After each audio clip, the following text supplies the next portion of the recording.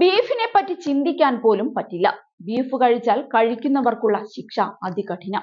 അല്ലെങ്കിലും കേരളം വിട്ടുകഴിഞ്ഞാൽ ബീഫ് ഒരു വലിയ പ്രശ്നം തന്നെയാണ്.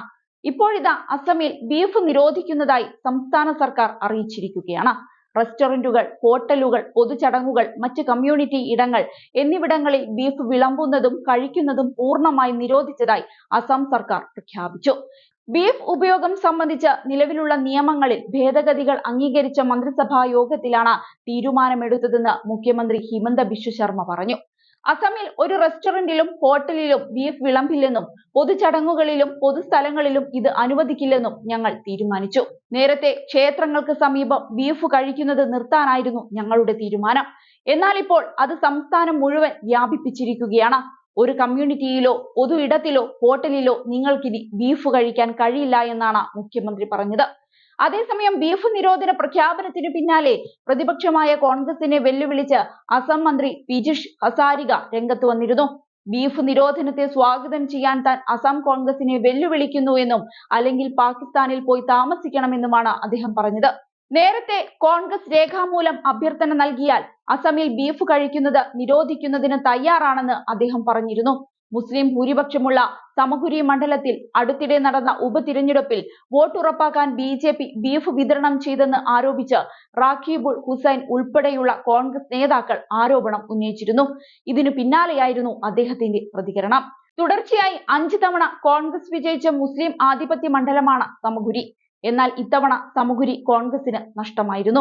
സമഗുരി 25 വർഷമായി കോൺഗ്രസിനൊപ്പമായിരുന്നുവെന്നും സമഗുരി പോലൊരു മണ്ഡലത്തിൽ കോൺഗ്രസ് 27,000 വോട്ടിന് തോറ്റത് അതിന്റെ ചരിത്രത്തിലെ ഏറ്റവും വലിയ നാണക്കേടാണെന്നും ഇത് കോൺഗ്രസിന്റെ പരാജയത്തിന്റെ സമ്പൂർണതയാണെന്നുമായിരുന്നു ഹിമന്ത ബിശ്വ ശർമ്മ പിന്നീട് മാധ്യമപ്രവർത്തകരോട് പറഞ്ഞത്. ഈ വിഷയം ഉന്നയിച്ചതിൽ ഹിമന്ത കോൺഗ്രസിനോട് നന്ദി പറഞ്ഞിരുന്നു. സമഗുരി പോലെയുള്ള മണ്ഡലത്തിൽ കോൺഗ്രസ് പരാജയപ്പെട്ടത് വലിയ നാണക്കേടാണെന്നായിരുന്നു ഹിമന്തയുടെ പരിഹാസം. പക്ഷേ സങ്കടത്തിനിടയിലും റാഖീബുൾ ഹുസൈൻ ഒരു നല്ല കാര്യം പറഞ്ഞു. ബീഫ് കഴിക്കുന്നത് തെറ്റാണ്. വോട്ടർമാർക്ക് ബീഫ് വിളമ്പി തിരഞ്ഞെടുപ്പിൽ വിജയിക്കുന്നത് കോൺഗ്രസ് ആയാലും BJP ആയാലും തെറ്റാണെന്നാണ് ഹിമന്ത മാധ്യമങ്ങളോട് പറഞ്ഞത്. സമഗുരിയിൽ ബീഫ് വാഗ്ദാനം ചെയ്താണോ കോൺഗ്രസ് ഇതുവരെ ജയിച്ചതെന്ന് തനിക്കറിയണമെന്നും അദ്ദേഹം പറഞ്ഞിരുന്നു. റാഖീബുൾ ഹുസൈന്റെ പ്രസ്താവന ഏറ്റുപിടിച്ചുകൊണ്ടാണ് ഹിമന്ത വിഷയത്തിൽ തന്റെ അഭിപ്രായം അറിയിച്ചത്. റാഖീബുൾ ഹസൻ തന്നെ ബീഫ് കഴിക്കുന്നത് മോശമാണെന്ന് പറയുമ്പോൾ അത് നിരോധിക്കാമെന്ന് ഹിമന്ത ചൂണ്ടിക്കാട്ടി. സംസ്ഥാനത്ത് ബീഫ് നിരോധിച്ചാൽ ഈ പ്രശ്നങ്ങളെല്ലാം തീരുമെന്നും അദ്ദേഹം പറഞ്ഞു. കോൺഗ്രസ് അധ്യക്ഷന് വിഷയത്തിലെ നിലപാട് തേടി കത്തയക്കുമെന്നും ഹിമന്ത പറഞ്ഞിരുന്നു.